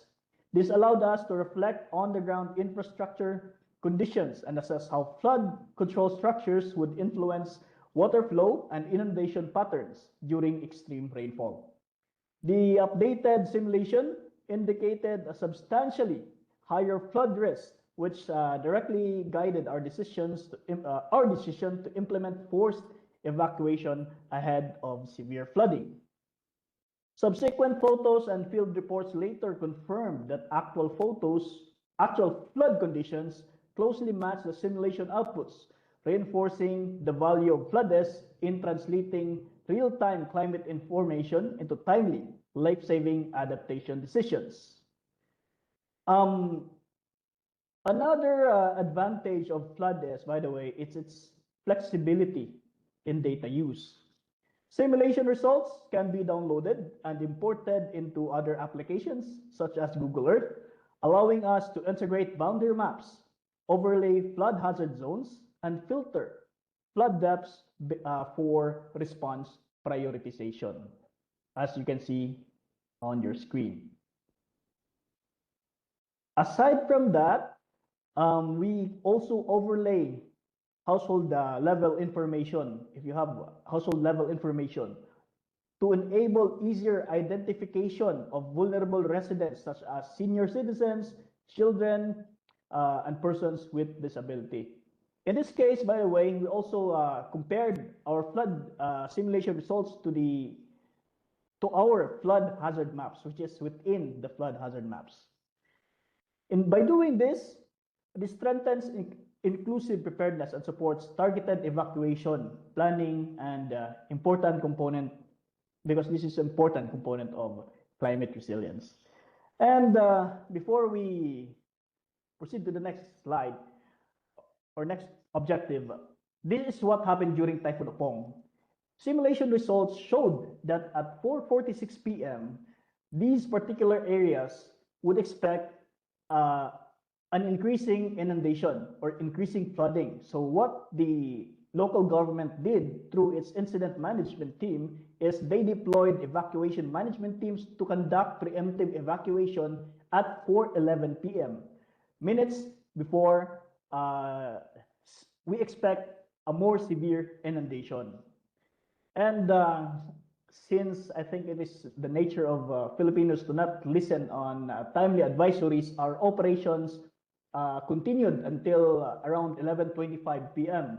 But our safety officer received reports that the roads have started to inundate, and based on simulation results also, we have projected that it is likely that the water level will substantially increase in the next few hours. So what we did to ensure the safety of both the people and our responders is we halted the operations to prioritize the safety of everyone, not only the people affected. So we just continued our operations the next day when it is deemed safe. And as you can see in the photo, simulation results showed that at 6:40 a.m., it would be around 1 meter depth in this area.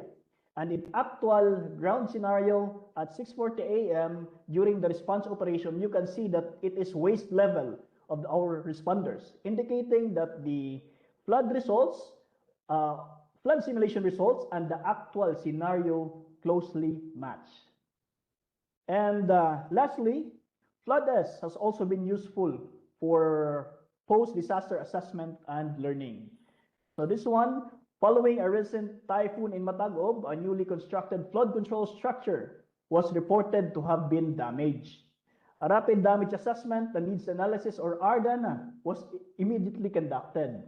Initial findings reflect the community's observation that the damaged section allowed floodwater to pass through, relieving pressure on the opposite side of the river and potentially preventing more severe inundation. To validate this, we conducted FloodS simulation using 30 millimeters per hour of rainfall input, testing several scenarios. The first scenario, without an embankment at a portion of the river. This one, without this embankment. The simulation showed an inundation depth of approximately 1.22 meter at the testing point. The second scenario, where the embankment was intact, we assume that this embankment is intact. An inundation depth increased to 1.36 meters, indicating that the embankment obstructed overflow and caused backflow. The third scenario reflected the actual post-typhoon condition, this one, with that damaged portion. In this case, inundation level decreased compared to the intact embankment scenario, as water was able to pass through and reduce pressure buildup. The fourth scenario, by the way, focused on long-term adaptation planning, where we tested embankment configuration across multiple barangays, not just the area being affected, with embankment height of at least 6 meters. So the simulation showed no flooding at the testing point, indicating potential long-term risk reduction benefits. However, it is important to emphasize that flood-S simulations are not intended to serve as the sole basis of flood control design. Rather, they function as a complementary adaptation tool and decision-making tool that helps validate observation, compare scenarios, and inform engineering studies and resilience planning. And before I conclude, allow me to highlight the key practical lessons Matagob has gained from leveraging flood-S as a climate adaptation tool. One major lesson is that flood simulation tools significantly strengthen local preparedness and resilience planning in our municipality. Unlike static hazard maps, flood-S provides dynamic visualization of flooding based on rainfall inputs, river level behavior, and evolving conditions. This makes flood risk more understandable, actionable, and responsive to real-time scenarios. flood-S is also valuable because it is flexible and scalable. It can be applied across different barangays, varying flood intensities and multiple emergency situations. These support proactive decision making, such as identifying which areas may be affected first, where evacuation routes may become impassable, and where response resources should be prepositioned. Most importantly, flood-S helps decision makers and communities see flooding as a process, not just fixed risk zones, improving awareness and encouraging timely protective actions. However, despite these benefits, Matagob also faces several challenges in maximizing the effectiveness of such tool. A major constraint is the limited availability of trained technical personnel who can operate flood modeling systems and interpret simulation outputs. Second is the lack of reliable local hydrological and meteorological data. We often rely on publicly available data sets because we do not have yet advanced monitoring equipment such as real-time rain gauges, river sensors, or forecasting systems capable of capturing extreme precipitation patterns. We usually use data from Pag-asa or from windy.com. In addition, flood-S currently has limited capacity to account for runoff reduction effects from existing nature-based solutions such as reforestation, riparian buffers, and watershed management practices. And in closing, Matagob experience demonstrates that adaptation tools such as flood-S can significantly enhance local climate resilience by supporting anticipatory action, evidence-based evacuation planning, infrastructure learning, and inclusive preparedness. When combined with local knowledge, community engagement, and sustained investment in monitoring systems, capacity building, flood simulation technologies, I believe that this will play an important role in strengthening urban flood adaptation, especially in vulnerable municipalities like ours. And yes, thank you everyone for your time. I hope I was able to deliver our objectives for today's presentation. Once again, good afternoon and mabuhay. Excellent. Thank you very much, Engineer Romer. There are three important questions that I want us to quickly address, not only to Engineer Romer, but to the previous presenters, Dr. Julius and also Ahmed. The first question from Kaiser says that all these tools are presumably considering meteorological or hydrological parameters for risk and loss impact modeling. Do any of these tools in any way can assist in modeling assessments of geohazard risk and loss parameters and data? Did we catch that? Yes. Yeah. Great.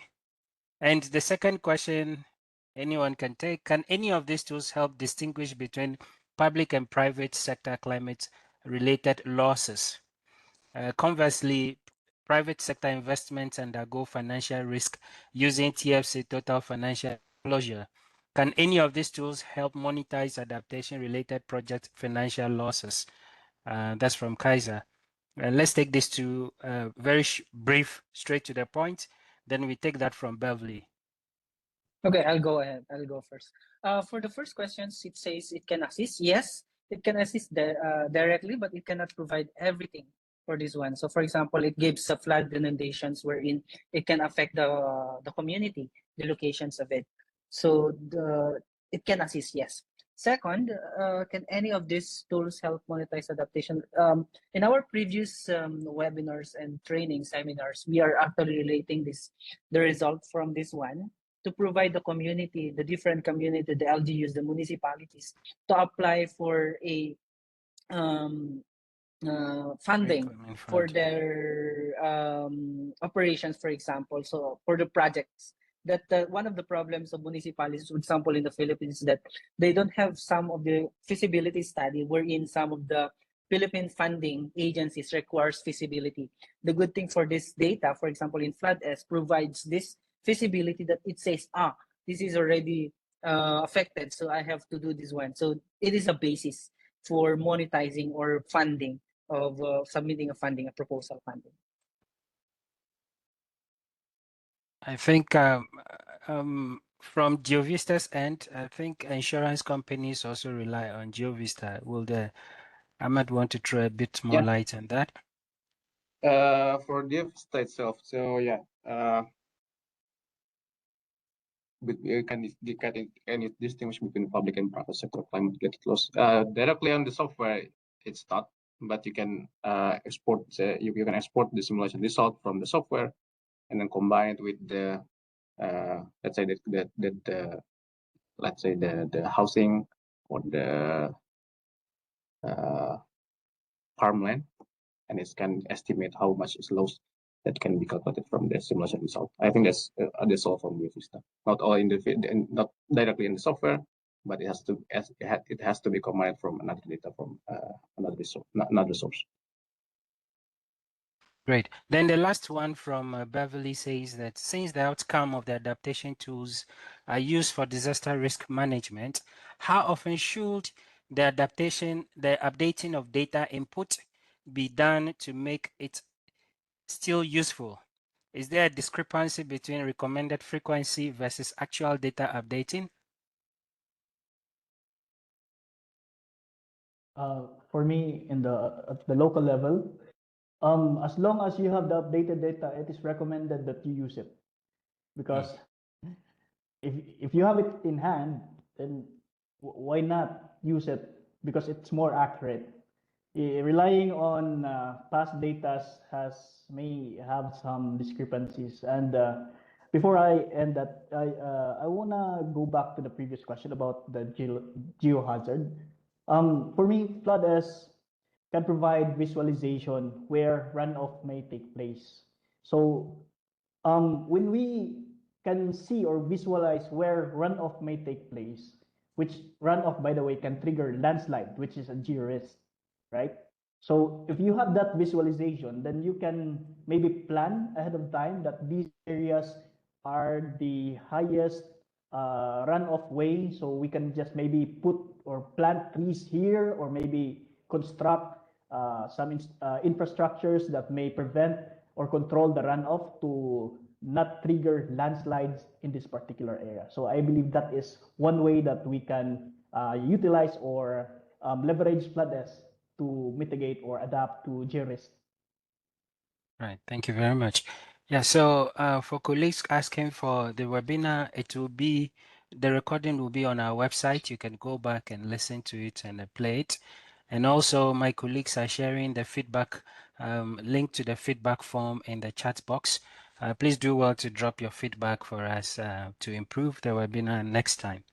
Okay, so I'll let you gentlemen off the hook. And next, I would like to quickly present on the third tool that is on James. James basically, as mentioned in our earlier presentations, it's about it's called Japan Adaptation Monitoring and Evaluation System, which a bit of moves away from the GIS-based tools and all that, and brings us into the regime where every intervention that we are putting in place, all the adaptation interventions that we are putting in place, are there any changes? What are the progress that are being made? Are the interventions effective, and what are the gaps and what are the learnings from it? So I will take just a couple of your minutes to run this through. We understand that monitoring and evaluation and learning actually is a challenge in national level adaptation planning and also at a subnational level, basically because of multi-sector complexity, the evidence gap and the implementation gap that exists. And with that, the Japan Adaptation Monitoring and Evaluation System, shortly called JAMES, was developed around 2021 by the Ministry of Environment Japan, funding from Ministry of Environment Japan. It's a web-based M&E support tool for national and local government officers to be able to help, improve their adaptation process. And this is available on the AP Plat websites that you can access, and it's free of charge. And the JAMES itself is able to provide core functions that are related to getting into you having tailored indicators, as well as it provides you visualization and documentation that you can use or also share as well. In this area, I would like to stress that JAMES is not the GG, a Global Goal and Adaptation Indicator Framework, and JAMES is also not a hazard model, but it is a management tool for adaptation process. And whilst we await the UA Belém work program to come out with the set of indicators, JAMES still comes off as a very useful tool that can support adaptation process and help national and subnational governments to be able to generate consistent evidence in the applications, adaptation interventions. So with these, just a quick snapshot of James. James is within this scenario should be acting as a monitoring and evaluation tool. So when you use James, it should be a monitoring and evaluation tool, and also provide you sort of a learning material and also a communication tool to be able to communicate the outcomes of your results, monitoring and evaluation results with peers as well. So James is done on this a logic or framework of learning by doing, where users interact with the platform and users get feedback, and there is a scientific research that improves the James with time. So it is not a fixed tool that is fixed, but as scientific research on monitoring and evaluation adaptation is going on, the improvement to the James tool itself is being done as well. And just basically, it measures two types of M&E indicators. One is the process indicator that it measures, and the second, the outcome indicators. As you can see, for the process indicators, it focuses on the pre-planning, assessing impact, risks, and vulnerabilities. And then the adaptation plan formulation process itself, and the adaptation activities implementation itself. Then when you come to the outcome indicator measurements, it looks at the effect of the activities that have been implemented. So primarily, you run it through 3 steps. The first step is the setup environment, where you define your context and provide information like your region, the country, the sector, the scale that you are working on. And also then you move to the scorecard itself and the interpretation of the results itself. I will do a quick run through of the app itself. So you get to the app page itself, you start, you read through, you have the option to go through the top page and understand what James is about, and also some information to get you to be familiar with the tool itself. Then you choose your region. You click on it, then you move to your country, as well as then the next step is to ask you questions about which type of adaptation you are engaged in, and also you also have to indicate what aspects of adaptation process that you're engaged in as well. Then from the step process, you move into the scorecard. You would have to answer a set of questions that are presented on the screen. Then James will calculate based on the responses to your question, and it will give you results. Now, for the process indicator scorecard itself, you answer questions on the screen, and also when the calculations come, there are areas that you would have to indicate yes, which gives you 2 points, partial 1 and no 0 and all that. I will do a quick run through for you to see. Now, so for the outputs indicator scoring itself, it goes by the formula where you have to state your base value, also state your current value and your target value as well. And based on the data that you input into the tool, it's able to estimate for you what score you have. Now, let's take a typical case where for your adaptation intervention, the original number of victims is 10,000 as your base value, and you are targeting to reduce it to 4,000 as your target value, and the current number of victims is at 7,000. Now, applying the formula will give you a score point of 0.5. Now, next time, if you're able to do that and decrease the victims number to about 6,000, then your score goes up. So this is how it works. And at the end of the day, you'll be able to generate an outcome, a score, the results of your outcome, print out the outcome of your results, and also be able to study it to inform action.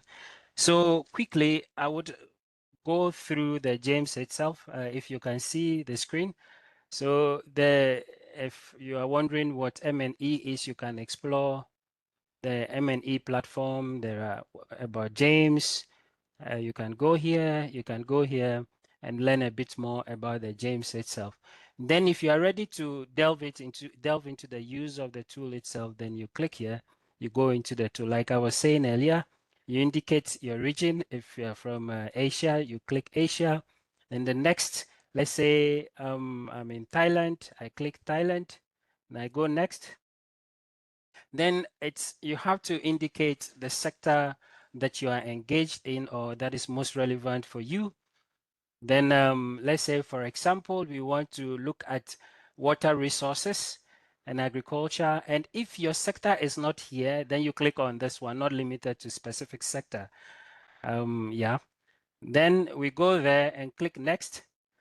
Then it takes you to the scale to define the scale. So what you are doing is to set the context for your indicator mapping. Let's say, for instance, we want to focus on National Development Plan. Then we go here, we click. It takes us to, is this the first time you formulate an adaptation plan or integrate adaptation to your planning? You can, if what's is real to your context, if it's the first time you select the first time, or if the second or subsequent time you go to, let's click the first time. And it takes you here.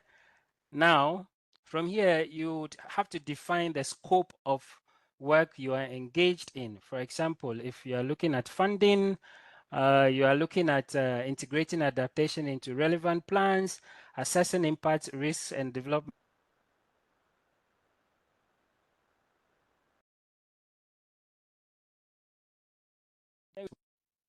Okay, then it takes us to the allocation of fund, and these transitions into the scorecard itself, which is the process indicators, and you have to go through a number of them and go out till the end, and you have a full printout of your results.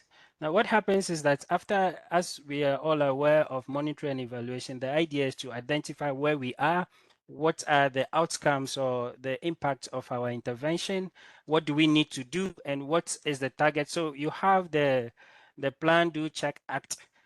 cycle where you understand where you are through effective measurement, indicator measurement, then you understand where the gap is. And from the learnings that you get from the output or the printout of James, you're able to design new interventions to improve your adaptation process. So basically, that is what James is.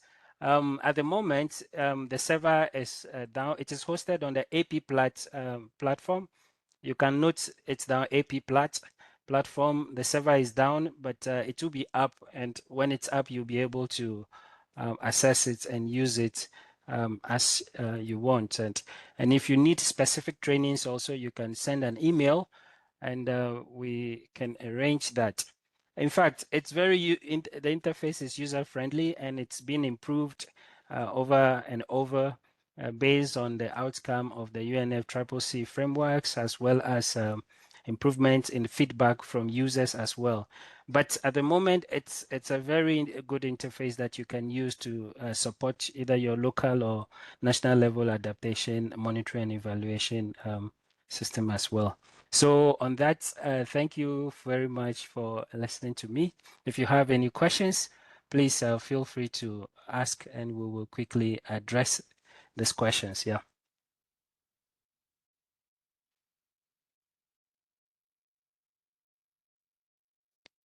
Do we have any questions? Yes, we'll share the link once, or you can, yes, there's the link up. James, yeah, that's correct. You can always, once the server is up, you can always access James. I think that there are no more questions, but we would like to thank you so much for making time with us. Please scan the post-evaluation form and give us your feedback. We have a couple of webinars that we do periodically, and we would like to know your feedback and use your feedback to improve the subsequent webinars. So thank you very much and have a lovely day.